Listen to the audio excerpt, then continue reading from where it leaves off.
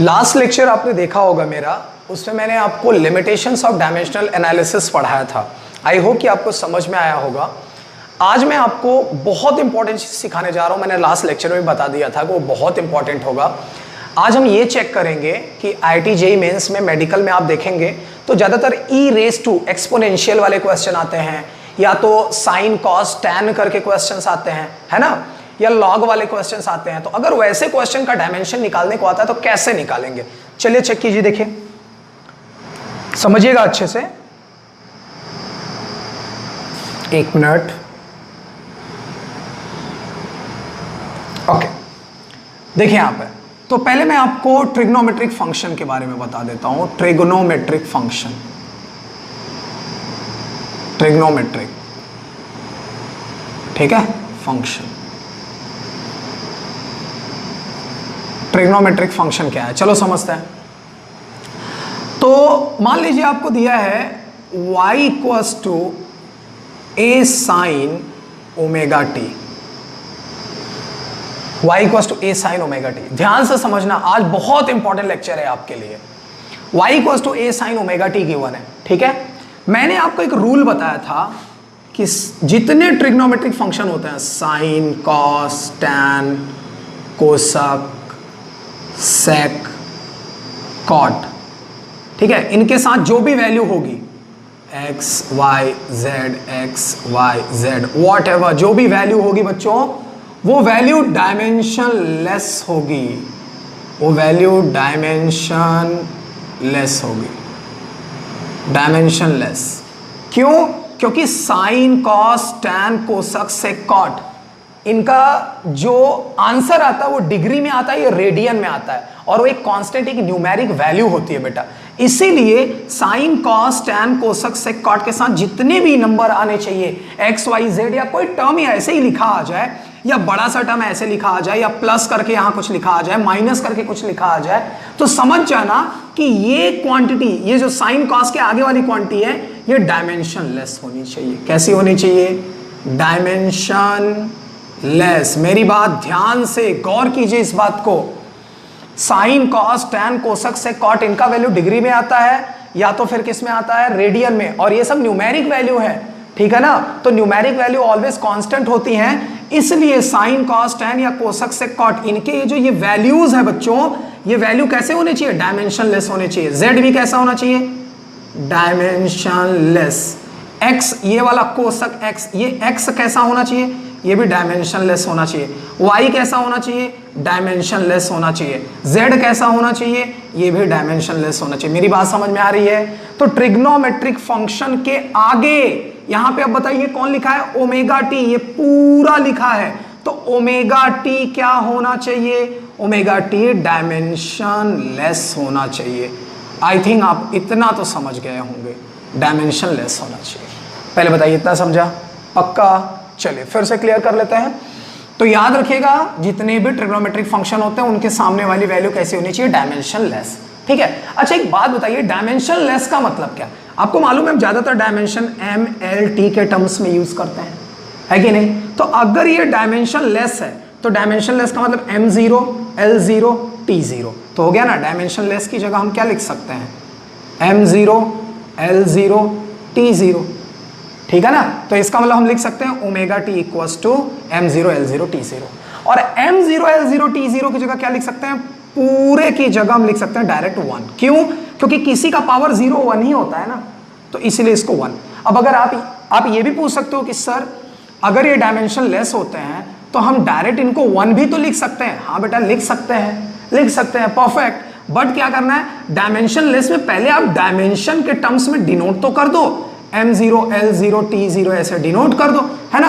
अब आप यहां वापस लिख सकते हो ओमेगा टी का वैल्यू, अब ये 1 होता है तो 1 लिख दिया आपने, ठीक है। तो इस तरह से, इतना क्लियर हुआ?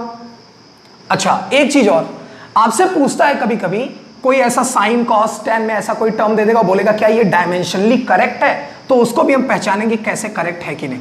तो चलिए इतना आई होप आप समझ गए होंगे कि साइन, कॉस, टैन के सामने वाली वैल्यू कैसी होनी चाहिए? डायमेंशन लेस होनी चाहिए थी। ये साइन ओमेगा टी, ये क्वेश्चन नंबर 1 है।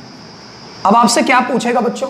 ऐसा क्वेश्चन दे देगा और पूछेगा फाइंड द अच्छा क्या क्या गिवन है, गिवन है y is displacement, y displacement है, और a क्या है, एम्पलीट्यूड है, एम्पलीट्यूड, y क्या है, डिस्प्लेसमेंट है, a क्या है, एम्पलीट्यूड है, ओमेगा क्या है, एंगुलर फ्रीक्वेंसी है, एंगुलर फ्रीक्वेंसी। अब ये क्या होता है बेटा, ये बाद में जानेंगे। साइनोसॉइडल कर्व आपने पढ़ा होगा, फ्रीक्वेंसी, और t टाइम है। ठीक है, इतनी इंफॉर्मेशन हमको गिवन है। ऐसा सम दे देगा और ऐसा इंफॉर्मेशन दे देगा, और फिर बोलेगा कि find out the dimension of omega, the dimension of omega, omega का डायमेंशन बताइए। ठीक है, ओमेगा का डायमेंशन क्या होगा। तो अब आपके सामने सवाल है, ध्यान से देखना। y equals to a sine omega T.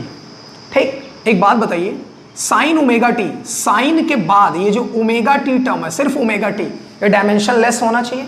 तो हम यहाँ डायरेक्ट लिख देंगे सोल्यूशन में, ये देखिए सोल्यूशन में लिख देंगे कि omega t, since omega t equals to m0 L0 T0। अगर आपसे कोई पूछता है कि आपने ऐसा क्यों लिख दिया, तो बता दो क्योंकि साइन ट्रिग्नोमेट्रिक फंक्शन है और उसके सामने जितनी वैल्यूज होती हैं वो सब क्या होती हैं, डायमेंशनलेस होती हैं। तो यहाँ पे ओमेगा टी इक्वल्स टू, इसका वैल्यू 1 ले लो। ठीक है, अच्छा मान लो अगर आपको हो सकता है, एक चीज और बता दूं, ये एंगुलर फ्रीक्वेंसी, आप बोलोगे सर फ्रीक्वेंसी का तो हमको मालूम है, ठीक है, लेकिन क्या होता है, ये आपके नॉलेज के लिए मैंने बता दिया। उसमें क्या होगा, आपको सिर्फ ये 2 इन्फॉर्मेशन दिया होगा, ये इन्फॉर्मेशन दिया होगा, हो सकता है ये ना दिया हो। ठीक, तो कंफ्यूज मत होइएगा। तो ओमेगा टी, सिर्फ आप मेथड सीखिए कैसे सॉल्व करना होता है। तो omega t equals to m0 L0 T0, omega t equals to 1। ठीक, इसकी जगह 1। तो ओमेगा का फ्रीक्वेंसी चाहिए, सॉरी ओमेगा का डायमेंशन चाहिए, तो ओमेगा इक्वल्स टू 1/t। अब डायमेंशन लिख लो, तो डायमेंशन, तो ओमेगा का डायमेंशन क्या होगा, 1/t का डायमेंशन क्या होता है, कैपिटल T होता है। तो t को ऊपर लेके चले जाओ तो ये हो गया t-1। तो ये देखो आंसर हो गया। तो ओमेगा का डायमेंशन कितना आ गया, तो dimension of omega equals to t-1। अच्छा, कभी कभी आप देखेंगे बुक में लिखा रहेगा m0 L0 t-1, तब भी कंफ्यूज मत होइएगा। इतना समझ गए ना, आई होप आप समझ रहे होंगे। अच्छा चलिए एक और क्वेश्चन ट्राई कर लेते हैं। अब एक ऐसा क्वेश्चन दे रहा हूं मैं आपको जिसमें ऐसे ही है, थोड़ा सा एक स्टेप आगे हो गया। तो चलिए चेक करते हैं। मान लीजिए आपको इक्वेशन दिया है y equals to a sine omega t minus k x. ये सब क्वेश्चंस कॉम्पिटिशन्स में पूछे गए हैं, तो वही मैं आपको करवा रहा हूं। मान लीजिए ये क्वेश्चन दिया है और आपसे पूछे कि find the dimension of omega and के। आपको ओमेगा और के का डायमेंशन चाहिए, y क्या है, और ये भी गिवा है कि y डिस्प्लेसमेंट है, a क्या है, एम्पलीट्यूड है, ये आपको गिवन रहेगा एम्पलीट्यूड,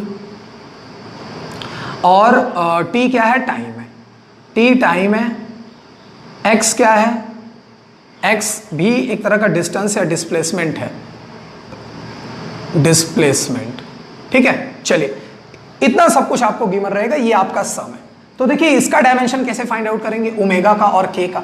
ठीक, तो वंस अगेन नो वरी, मैंने आपको रूल बताया ना, क्या बताया कि साइन के बाद वाले जितने टर्म है, मतलब ये omega t minus k x, ये क्या होना चाहिए, डायमेंशन लेस होना चाहिए, डायमेंशन लेस।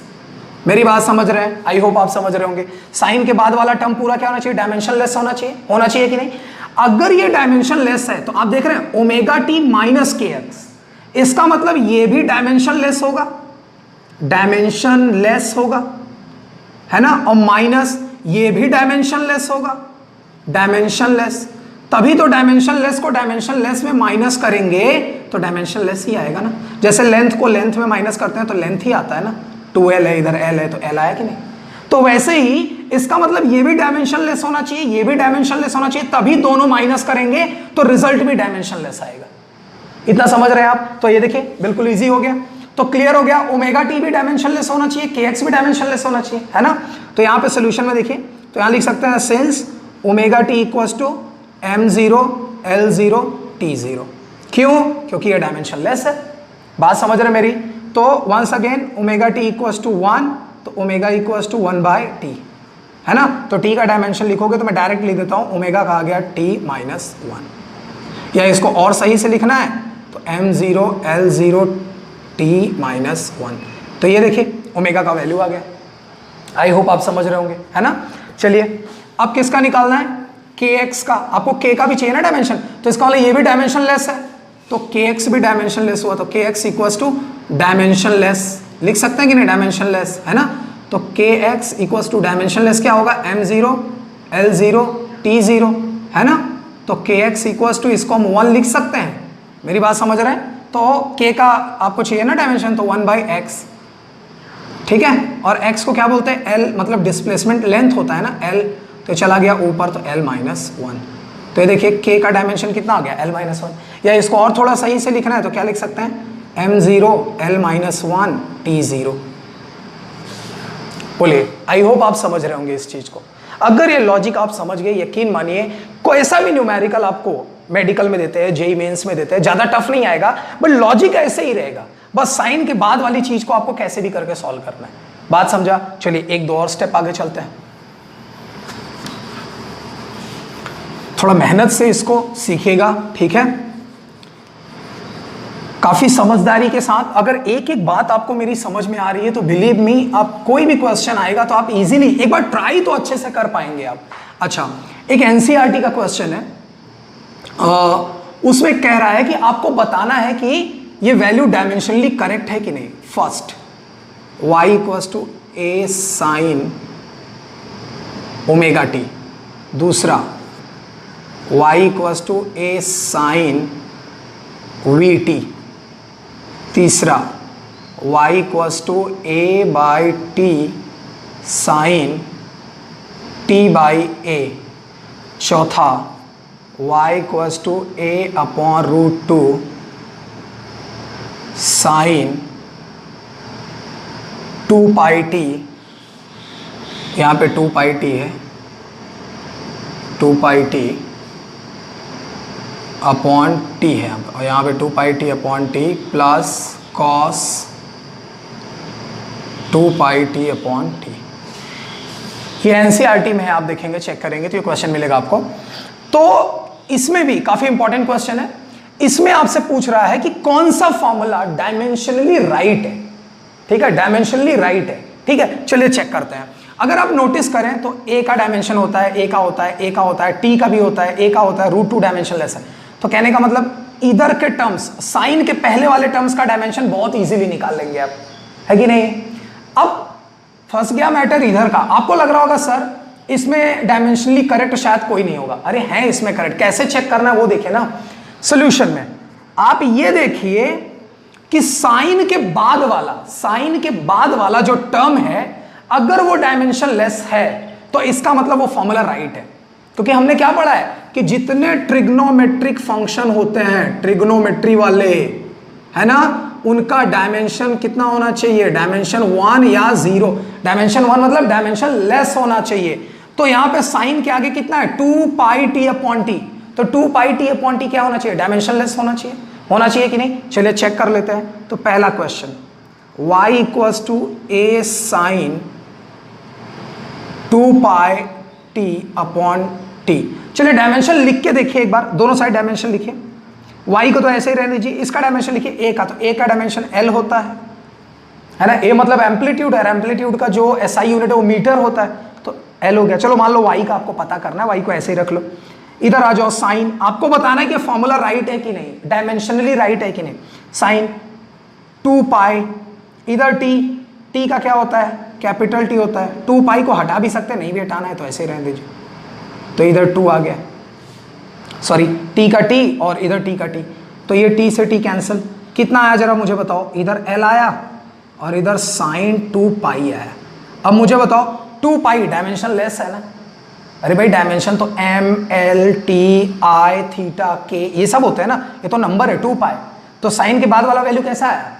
डायमेंशन लेस आया कि नहीं। तो इसका मतलब ये हुआ कि ये फॉर्मूला आपका राइट है, डायमेंशनली करेक्ट, ये करेक्ट है। आई होप आप समझ रहे होंगे। ठीक है, दूसरा ट्राई करके देख लेते हैं, थोड़ा और क्लियर हो जाएगा। चलिए देखिए सेकेंड वन, देखिए second one, y equals to a sine v T.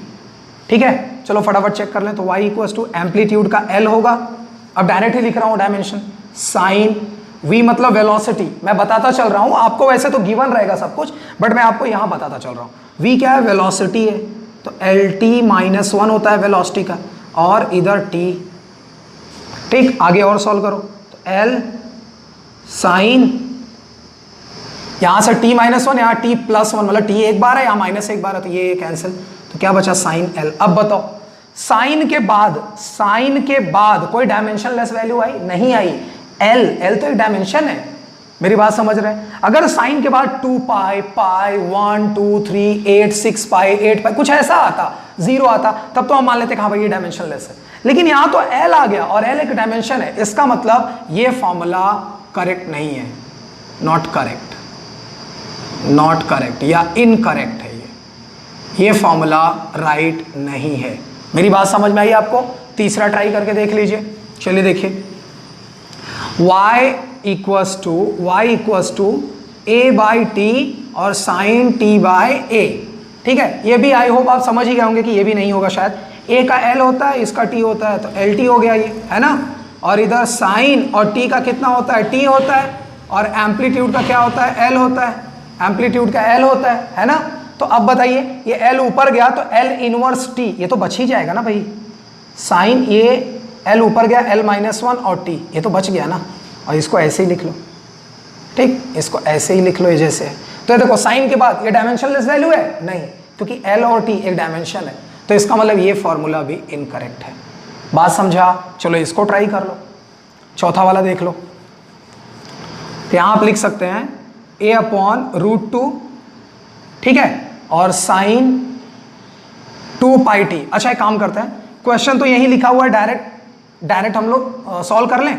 तो y इक्वल्स टू a का l होता है, रूट 2 का तो कुछ होता है नहीं, रूट 2 चला जाएगा, कुछ नहीं होगा, साइन 2 पाई, t का ऊपर t होता है, नीचे भी t है, प्लस कॉस 2 पाई, t का ऊपर t हो गया और नीचे भी t है। ठीक है, ये देखिए t से t कैंसिल, इस t से t कैंसिल, तो बचा क्या, l बचा, और इधर साइन 2 पाई और प्लस कॉस 2 पाई। तो ये देखिए साइन और कॉस के बाद, साइन के बाद क्या बचा, डायमेंशन लेस वैल्यू आया कि नहीं, कॉस के बाद क्या बचा, डायमेंशन लेस वैल्यू आया कि नहीं। बात समझा? इसका मतलब ये फॉर्मूला राइट है, करेक्ट है। तो ये नॉट करेक्ट है, ये भी नॉट करेक्ट है ना, नॉट करेक्ट और ये करेक्ट है। बताओ इतना समझ में आया? अब देखिए कितना इजी है, अगर ट्रिग्नोमेट्रिक फंक्शन है तो आप इस तरह से निकाल सकते हैं। आई होप आपको समझ रहा होगा। ठीक है, अब एक एक्सपोनेंशियल फंक्शन का देख लेते हैं। चलिए एक्सपोनेंशियल फंक्शन का कैसे निकालते हैं। ठीक है, ज़्यादातर वो लिखा रहता है, थोड़ा घबराहट सी हो जाती है कि वो क्या है एक्चुअली में। एक्सपोनेंशियल फंक्शन क्या होता है मैं आपको थोड़ा सा बता दूं। ये देखिए एक्सपोनेंट क्या होता है, एक्सपोनेंशियल फंक्शन, एक्सपोनेंशियल फंक्शन। तो एक्सपोनेंशियल में क्या करना है आपको, आपने ऐसा देखा होगा e रेज टू x, ठीक है, y equals to e raise to x लिखा हो, या y equals to 10 raise to x लिखा हो, या y इक्वल्स टू आपको a रेज टू x लिखा हो। ठीक है, तो ये जितने भी आप टर्म्स देख रहे हैं ये सब, ये e 10 a ये सब कांस्टेंट है, और यहाँ पे मतलब रियल आप e को बोल सकते हैं या e को बोल सकते हैं, ये सब एक्सपोनेंशियल फंक्शन ही है। बस ये जो वैल्यू है e या तो a, e और a ये ग्रेटर देन 1 होना चाहिए। ठीक है, तो एक्सपोनेंशियल फंक्शन इसको बोलते हैं। इतना क्लियर हुआ? तो देखिए यहाँ पे अगर एक्सपोनेंशियल फंक्शन, कभी कभी एक्सपोनेंशियल फंक्शन ऐसे लिखा होता है exp to the power 1 minus x t, ऐसा y इक्वल्स टू। तो आपको लगता है कि अरे ये क्या इतना डेंजरस चीज़ लिख दिया है ना, तो ये डेंजरस चीज़ नहीं है भाई, ये e power 1 minus x T है, ऐसा सिंपल वाला।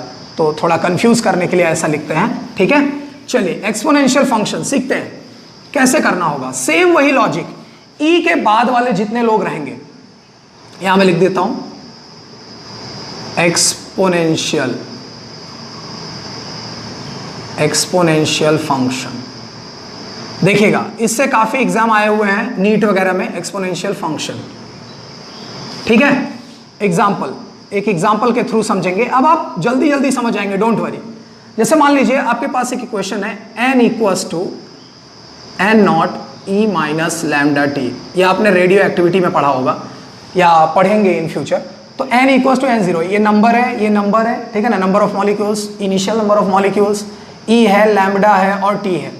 ठीक है, t टाइम पीरियड है, टाइम ले सकते हैं आप। ठीक है, तो अब आपसे ऐसा इक्वेशन दिया रहेगा और फिर कहेगा कि find the dimension of lambda, dimension of lambda, lambda का डायमेंशन। देख लीजिए आपके सामने ये क्वेश्चन है और आपसे पूछेगा डायमेंशन ऑफ लैम्डा क्या है। ठीक, तो सेम वही चीज जो e की पावर में आएगा, e की पावर, ये पावर डायमेंशन लेस होना चाहिए। कैसा होना चाहिए? डायमेंशन लेस होना चाहिए। जैसे साइन आता था ना, साइन थीटा, तो ये जो थीटा है ये डायमेंशन लेस होना चाहिए, वैसे e की पावर भी डायमेंशन लेस होना चाहिए। बात समझा? तो हो गया सॉल्व। चलिए देखिए, बिल्कुल साइन ट्रिग्नोमेट्रिक जैसा है। तो सॉल्यूशन में आप क्या करेंगे? e की पावर कितना है? अच्छा, माइनस में नहीं लेंगे, माइनस प्लस कुछ भी हो, मैग्नीट्यूड में लेंगे, सिर्फ मैग्नीट्यूड। तो सिंस लैम्डा टी, e की पावर कितना है? लैम्डा टी है, तो लैम्डा टी कितना? डायमेंशन लेस, मतलब m0 l0 t0। I hope समझ में आ रहा होगा, है ना। तो lambda T equals to m0 l0 t0। तो लैम्डा टी इक्वल्स टू तो ये आ जाएगा 1। तो लैम्डा इक्वल्स टू तो 1 अपॉन टी, और इसको आपको मालूम है t माइनस 1 लिख सकते हैं।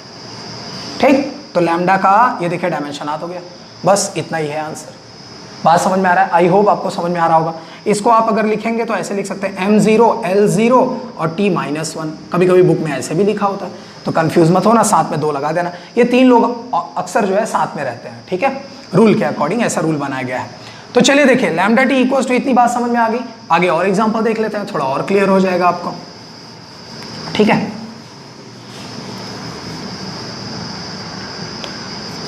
देखिए, अगर आपको ऐसा दिया हो सम, ये ये बहुत पहले, इवन ज़्यादा नहीं, 2 4 6 साल पहले का ये क्वेश्चन है। देखिए यहाँ पे x equals to v not upon alpha 1 minus e raise to minus alpha t, ये आपको क्वेश्चन दिया है। ऐसा क्वेश्चन आपके पास रहेगा। ठीक है, तो ये देखिए x equals to v not upon alpha 1 minus e raise to, ये क्वेश्चन आया हुआ है, बहुत इंपॉर्टेंट है, याद रखना, मोस्ट इंपॉर्टेंट क्वेश्चन है ये। एग्जाम्पल नंबर 2, ये जेई में भी आया हुआ है और नीट में भी आया हुआ है। ठीक है, ये दोनों में आया हुआ क्वेश्चन है। तो चलिए यहाँ पे x क्या है? x लेंथ है, x जो है वो लेंथ है।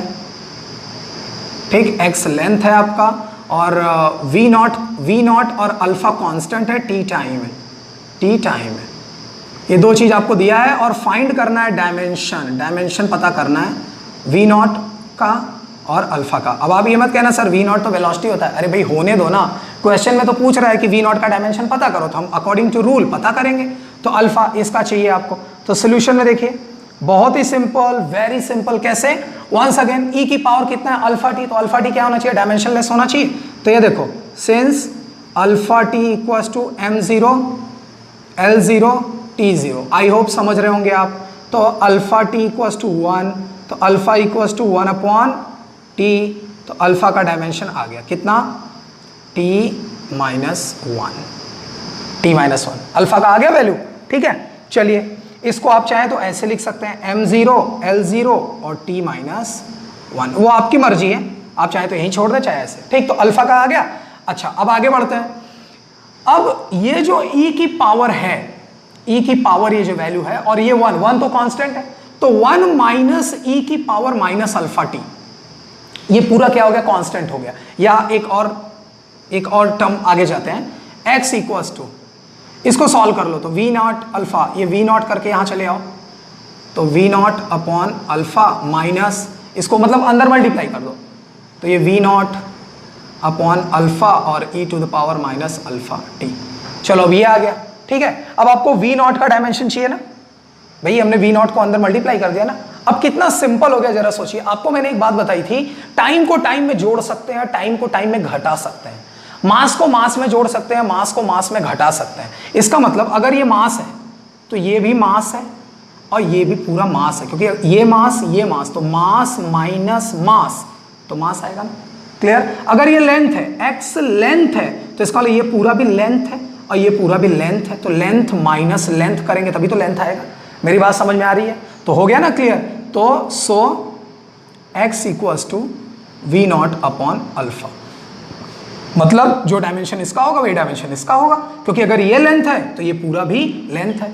आई होप आप समझ रहे होंगे। ठीक है, इतने लेक्चर में मैं बताता ही आ रहा हूँ ये सब चीज़ें मैं। तो लास्ट लेक्चर में भी काफ़ी मैंने बताया, उससे पहले भी मैंने इसके बारे में काफ़ी कुछ बताया। तो यहाँ से आपको वी नॉट का वैल्यू चाहिए, तो वी नॉट इक्वल्स टू ये अल्फा का मल्टीप्लाई कर दीजिए, तो एक्स अल्फा, तो एक्स को बोलते हैं एल, एक्स मतलब यहाँ देखिए बताया था मैंने लेंथ है, तो एक्स हो गया लेंथ एल, और अल्फा का अभी अभी आपने निकाला टी माइनस वन, तो यहाँ टी माइनस वन, तो ये देखिए वी जीरो का वैल्यू आ गया L T minus one. I hope आपको समझ रहा होगा। इतना क्लियर है? समझा आपको? सिंपल है कि नहीं? तो ये मोस्ट इंपॉर्टेंट क्वेश्चन आया हुआ है जो कॉम्पिटिशन पे, वो मैं बता रहा हूँ। ठीक है, चलिए आगे बढ़ते हैं, एक दो क्वेश्चन और देख लेते हैं। ठीक है, चलिए देखिए, और थोड़ा ऑनेस्टी के साथ मेहनत कीजिएगा। हम आपके लिए ये वीडियोस ढूंढ के ला रहे हैं, ट्रिक्स ढूंढ के ला रहे हैं, जिससे आप कोई ऐसा क्वेश्चन बचे ना जो आपको आए ना, और एक बार आपको लॉजिक लगाना आ गया ना कैसे भी, क्योंकि प्रैक्टिस से ही लॉजिक आता है बेटा। अच्छा, एक मेरे पास यहाँ पे टेक्स्ट बुक पड़ा हुआ है, तो इसमें मैं क्वेश्चन देखता हूँ, एक दो क्वेश्चन है। एक मिनट, 40 ईयर्स का IIT JEE मेंस का ये है। ठीक है, तो 40 ईयर्स का है चैप्टर वाइज। तो इसमें एक क्वेश्चन आया है 2004 में IIT में, 2 मार्क्स का, इन द रिलेशन, यहाँ पे IIT JEE में आया हुआ है। ठीक है, 2004 2 मार्क्स के लिए आया था P equals to pressure equals to alpha upon beta और E minus alpha z upon k theta. ठीक है, और कौन क्या क्या है उसके बारे में, वेर P क्या है, प्रेशर है, वेर P प्रेशर है। ठीक है, और Z क्या है, डिस्टेंस है, Z दिया है, डिस्टेंस है, Z डिस्टेंस है, और K बोल्ट्जमैन कांस्टेंट है, K जो है वो बोल्ट्जमैन कांस्टेंट है,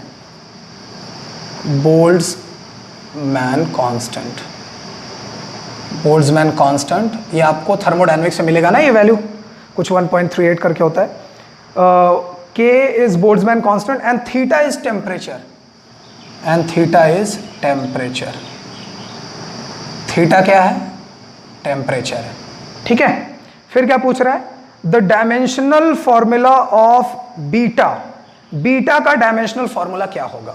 चलिए देख लीजिए यहाँ पे, तो डायमेंशन ऑफ व्हाट आपको फाइंड आउट करना है, डायमेंशन ऑफ बीटा। ठीक है, ये क्वेश्चन IIT में आया हुआ है। देखिए कितने सिंपल तरीके से सॉल्व करेंगे सॉल्यूशन में, जैसे मैंने आपको बताया बिल्कुल वैसे ट्राई कीजिए। E की पावर वाली चीज कांस्टेंट होगी, तो यहां हम लिख सकते हैं since alpha z upon k theta equals to dimensionless M0 L0 T0, होगा कि नहीं? पहले बताइए, यही बताया था ना मैंने आपको। अब बताइए, अल्फा जेड इक्वल्स टू के थीटा इक्वल्स टू, इसको मैं 1 लिख सकता हूं, तो अल्फा का वैल्यू क्या लिख सकता हूं, अल्फा इक्वल्स टू के थीटा अपॉन जेड, इतना लिख सकता हूं कि नहीं? अल्फा का वैल्यू मैंने लिख दिया ना। एक बार क्वेश्चन चेक कर लेता हूं, क्वेश्चन यही है कि नहीं, alpha upon beta e raise to minus alpha z upon k theta. ठीक है, तो ये देखिए बिल्कुल वही सेम तरीका, E की पावर में जो चीज होगी उसको डायमेंशनलेस लिया, यहां से मैंने अल्फा का वैल्यू निकाल लिया। ठीक है, इतना आई होप आपको समझ रहा होगा। अच्छा, अल्फा का वैल्यू आ गया के थीटा अपॉन जेड। अब एक काम करेंगे, आपको मालूम है कि pressure alpha upon beta into this है, तो ये तो पूरा क्या है, ये पूरा कांस्टेंट हो गया, ये पूरा कांस्टेंट हो गया। मेरी बात समझ में आ रही है? ये पूरी चीज डायमेंशन लेस हो गई ना, क्योंकि जब आपने अल्फा का वैल्यू के थीटा अपॉन जेड लेंगे ठीक है, या alpha z upon k theta equals to dimensionless, मतलब अगर ये डायमेंशन लेस है तो ये ई की पावर ये पूरा क्या हो गया, डायमेंशन लेस हो गया। आई होप आपको समझ रहा होगा। अब ये पूरा डायमेंशन लेस हो गया, मेरी बात समझ रहे हैं? तो प्रेशर किसके इक्वल बचा? So pressure becomes alpha upon beta के, तो अल्फा इक्वल्स, सॉरी बीटा चाहिए ना आपको, तो बीटा इक्वल्स टू क्या बचा, तो बीटा इक्वल्स टू पी को नीचे कर दो, बीटा को इधर, तो अल्फा अपॉन पी, इतना समझा। अब अल्फा का वैल्यू यहाँ पे क्या है, के थीटा अपॉन जेड, तो देखो यहाँ पे अल्फा का वैल्यू है के थीटा, अल्फा का वैल्यू के थीटा अपॉन जेड, तो अल्फा का वैल्यू के थीटा अपॉन जेड और अपॉन पी, तो अपॉन पी यहाँ साथ में। चलो पहले मुझे बताओ यहां तक आपको समझ में आ गया? एक बार फिर से मैं आपको बता देता हूं, मैंने क्या कहा था, ई की पावर जो है उसको डायमेंशनलेस लिया, ठीक, वहां से ये देखो alpha z upon k theta वहां से लिया, माइनस प्लस का कोई मतलब नहीं, यहां से मैंने अल्फा का वैल्यू निकाल लिया। क्यों निकाला वो देखिए आपके आगे काम आया है ना, तो अल्फा का वैल्यू मैंने निकाला के थीटा अपॉन जेड। अब ये ई की पावर ये डायमेंशनलेस है, मतलब ये पूरी वैल्यू डायमेंशनलेस है, ठीक, तो बचा कौन, अल्फा अपॉन बीटा पी के इक्वल हुआ, क्योंकि डायमेंशनलेस हो गई, कोई मतलब ही नहीं उससे, वो कांस्टेंट हो गया ना पूरा, मान लो कांस्टेंट 1 हो गया पूरा वो, तो अगर ये पूरा 1 हो गया तो अल्फा अपॉन बीटा बचा, तो p equals to alpha upon beta, तो यहां से beta equals to alpha upon p आ गया। अल्फा का वैल्यू ये देखो यहां से यहां सब्स्टिट्यूट कर दिया। अब आप क्या करेंगे, सबको आप जानते हैं, p क्या है, pressure, z distance, k Boltzmann, theta temperature, सबका डायमेंशन लिख लीजिए। k क्या है, बोल्ट्जमैन कांस्टेंट है, सॉरी यहाँ पे स्मॉल k लिख लीजिए, स्मॉल k, तो बोल्ट्जमैन कांस्टेंट का जो यूनिट होता है जूल पर केल्विन, बोल्ट्जमैन कांस्टेंट का जो यूनिट होता है जूल पर केल्विन, ठीक है, और जूल को ध्यान से देखना, तो यहाँ पे एक काम करते हैं, आप चाहे तो डायमेंशन के साथ लिखें चाहे तो यूनिट के साथ, तो चलिए डायमेंशन के साथ ही लिख लेते हैं।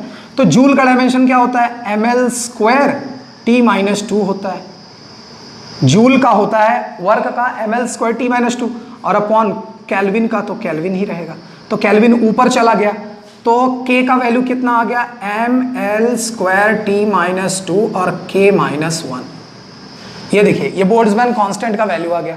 आप आई होप समझ रहे होंगे यहाँ से, ml square joule upon kelvin होता है बोल्ट्जमैन कांस्टेंट, ठीक है, तो जूल की जगह क्या लिखा, ml स्क्वायर T-2 और केल्विन केल्विन ही रहेगा, केल्विन को ऊपर कर दिया तो ऐसा आ गया, इनटू थीटा, k का वैल्यू इतना आ गया, थीटा, थीटा क्या है, टेम्परेचर, और टेम्परेचर को केल्विन बोलते हैं, ठीक है, z क्या है, लेंथ, तो लेंथ को l बोलते हैं। प्रेशर, प्रेशर का क्या होता है, देखिए जरा ध्यान से, प्रेशर का मैं आपको फटाफट फिर बता देता हूं, होता तो ml-1 T-2 है, लेकिन फिर भी आप देख लो, pressure equals to force upon area, तो फोर्स का क्या होता है ml T-2 और एरिया का l स्क्वायर, तो एक l से एक l कैंसिल, यहाँ एक l बचा, l ऊपर चला गया, तो ml-1 T-2, मेरी बात समझ रहे हैं? तो ये देखिए यहाँ पे हो गया ml-1 T-2, ये देखिए इतना वैल्यू आ गया। आई होप आप समझ रहे होंगे, ठीक है, इतना समझा? अच्छा, तो अब कोई कैंसिल हो रहा है, ये देखो m से एक m कैंसिल हो रहा है, ठीक है, इस l से ये l कैंसिल हो जाएगा, और T-2 से T-2 कैंसिल हो जाएगा, k-1 से k कैंसिल हो जाएगा, बचा क्या, l स्क्वायर, ये आ गया बीटा का वैल्यू, यही आंसर है आपका। आई होप आप समझ गए होंगे, हार्ड नहीं है ना? ओके, तो ये m, इसके m के साथ लिखो तो m0, l स्क्वायर और t0, तो ये देखिए आपका आंसर आ गया। इतना क्लियर हुआ? आई होप आप समझ रहे होंगे। एक आध एग्जांपल और बता देता हूं, ठीक है, चलिए देखिए, एक्सपोनेंशियल फंक्शन का तो हो गया, अगर लॉगरिदमिक का भी आएगा तो ऐसे ही कर सकते हैं आप, अगर लॉग से रिलेटेड आएगा तब भी आप ऐसे ही कर सकते हैं। चलिए उसको भी चेक करके बता देता हूं मैं। देखिए अगर लॉग का भी आएगा तब भी घबराइएगा मत, ठीक है, यहां एक्सपोनेंशियल है तो लॉग वाला ले लेते हैं, लॉग फंक्शन या लॉगरिदमिक फंक्शन है ना, लॉगरिदमिक, तो लॉगरिदमिक में क्या आएगा, बिल्कुल वैसे ही आएगा, y equals to a log t upon a, ठीक है, या मान लो यहाँ पे कुछ और आ गया, k t अपॉन x, ऐसा करके आ गया, ठीक, और आपसे पूछे k का डायमेंशन क्या होगा, k का डायमेंशन अब आप बिल्कुल समझ गए होंगे, मुझे यकीन है कि अब आप समझ रहे होंगे। तो क्या करना है, लॉग के सामने वाली वैल्यू क्या होती है, डायमेंशनलेस होती है। याद रखना साइन कॉस टेन के सामने वाला वैल्यू और ई के ऊपर वाला वैल्यू पावर वाला और लॉग के सामने वाला वैल्यू, ये सब के सब तीनों के तीनों डायमेंशनलेस होते हैं, डायमेंशनलेस। आई होप आप इसको याद रखेंगे, ठीक है। तब आपको k का डायमेंशन चाहिए तो के टी अपॉन एक्स क्या होगा, डायमेंशनलेस होगा तो m0 l0 t0, समझ रहे होंगे ना। तो k का वैल्यू चाहिए तो k t upon x equals to 1, तो के टी या k equals to x upon t, ठीक। x अगर लेंथ है, मान लो अगर x लेंथ होता t होता तो एल टी ऊपर कर दो तो एल टी माइनस 1, तो ये देखो आ गया ना k का वैल्यू एल टी माइनस 1, ठीक है। तो लॉगरिदम फंक्शन में भी ऐसे ही आएंगे, तो सो डोंट वरी, इसका भी आप बिल्कुल वैसे ही कर सकते हैं, कभी कंफ्यूज मत होइएगा, ठीक है। चलिए लॉगरिदमिक फंक्शन के बाद एक आपको मैं और क्वेश्चन सिखा देता हूँ। एक क्वेश्चन आया था, ये भी एग्जाम में आया था, नीट में या मेडिकल में आया हुआ था, नीट मेडिकल एक ही है, सॉरी नीट में आया था या जेई में आया था, थोड़ा सा कंफ्यूज हो इसको लेके। तो f equals to a cos a sine c t plus b cos d x ऐसे लिखा था, ठीक है। जहाँ पे a b c d constant है, ए बी सी डी ये सब कांस्टेंट है, ठीक है। और t क्या है, टाइम है, t टाइम है, f फोर्स है, f फोर्स है, और x लेंथ है, x लेंथ है, ठीक। ऐसे दिया था एग्जाम में और कह रहा था कि a बाई बी आपको डायमेंशन बताना है और रेशियो भी बताना है, dimension of a by b and c by d, c by d कितना होगा, ये क्वेश्चन पूछा है, ठीक है। तो चलिए देख लीजिए कैसे सॉल्व करेंगे, बहुत ही सिंपल है ये भी। वापस से लॉजिक में आ जाओ, तो चलो f equals to this plus this, अब आप समझ गए होंगे ये फोर्स है तो ये पूरा फोर्स होगा प्लस ये भी पूरा फोर्स होगा, मेरी बात समझ रहे हैं, क्लियर। अच्छा एक काम करते हैं, पहले इधर आ जाइए, सी टी साइन के बाजू वाले जो वैल्यू है सी टी, यहाँ पे लिख देता हूँ सोल्यूशन, साइन के बाजू में वैल्यू क्या है सी टी, तो क्या होगा, डायमेंशनलेस होगा, m0 l0 t0 होगा क्या, तो सी टी इक्वल्स टू 1 आया, तो c का वैल्यू कितना है 1 बाई टी, मतलब t माइनस 1, c का वैल्यू आ गया। ऐसे ही उधर से निकाल लो dx का, तो dx भी क्या होगा m0 l0 t0, डायमेंशनलेस होगा। आई होप समझ रहे होंगे, कॉस के बाद वाली वैल्यू डायमेंशनलेस होती है, तो यहाँ पे dx इक्वल्स टू 1, तो d का वैल्यू 1 बाई एक्स और x लेंथ होता है तो l माइनस 1, तो देखिए c और d का वैल्यू आ गया। और आपसे क्या पूछ रहा था, डायमेंशन c बाई डी का निकाल लो, तो पहले c बाई डी का निकाल लेते हैं, तो dimension of c by D, देखिए c बाई डी का डायमेंशन कैसे होगा, तो c का वैल्यू कितना है t माइनस 1 और d का वैल्यू कितना है l माइनस 1, तो l को ऊपर ले जाएंगे तो l t माइनस 1 आया कि नहीं, ठीक। इसको अगर सही से लिखना है m के साथ m0 l t माइनस 1, तो ये देखिए dimension of c by D का वैल्यू आ गया, इतना समझ रहा है। चलिए ये भी हो गया, c बाई डी का वैल्यू निकल गया। अब आपको क्या चाहिए, आपको a बाई बी चाहिए, ठीक है, इतना क्लियर है। चलिए एक स्टेप और आगे चलते हैं, तो आपको a बाई बी चाहिए, चलिए इसको हटा के यहीं पे a बाई बी दिखा देता हूँ।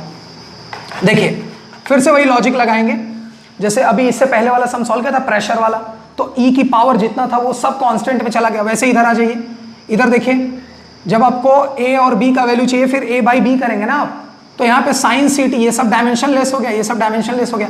और आपको मालूम है कि f जो है फोर्स है, तो ये पूरा फोर्स होगा प्लस ये भी पूरा फोर्स होगा, तो जो f है फोर्स वो a साइन सी टी के इक्वल है, साइन सी टी के, क्योंकि ये भी फोर्स ही है ना और ये भी फोर्स है, तो ये फोर्स भी इसके इक्वल है, ये फोर्स भी इसके इक्वल है ना। तो ये देखिए this force equals to this, मतलब फोर्स का मतलब ये मत समझिएगा, मतलब इसका डायमेंशन इसका डायमेंशन इक्वल होगा और इसका भी डायमेंशन इसके इक्वल होगा, क्योंकि ये भी फोर्स है, ये भी फोर्स है, ये भी फोर्स है, ठीक है। तो ये देखिए, और साइन सी टी क्या है, डायमेंशन लेस है, क्योंकि साइन के बाद वाले टर्म सब डायमेंशनलेस होते हैं, तो इसका मतलब ये डायमेंशनलेस है तो कांस्टेंट 1 हो गया, तो मैं इसको a इंटू 1 बोल सकता हूँ, ठीक। और ये f आ गया, तो और f का क्या होता है डायमेंशन, f का डायमेंशन होता है mlt-2, तो a का वैल्यू कितना आ गया mlt-2, एक वैल्यू निकाल लिया। b का वैल्यू निकालो, तो ऐसे ही b के लिए भी कर सकते हैं। Once again f equals to b cos dx, once again cos dx क्या हो जाएगा, डायमेंशन लिखो, तो इधर mlt-2 है ना, और b और cos dx, तो cos dx तो डायमेंशनलेस है तो 1, तो b का भी वैल्यू आ गया mlt-2, तो b का वैल्यू आ गया mlt-2। मेरी बात समझ में आई? अब आपको क्या चाहिए, डायमेंशन a बाई b चाहिए, तो a बाई b कर लीजिए, a अपॉन b, तो आप समझ ही गए होंगे दोनों कैंसिल हो जाएगा, तो mlt-2 अपॉन mlt-2, ये कैंसिल हो गया, ठीक।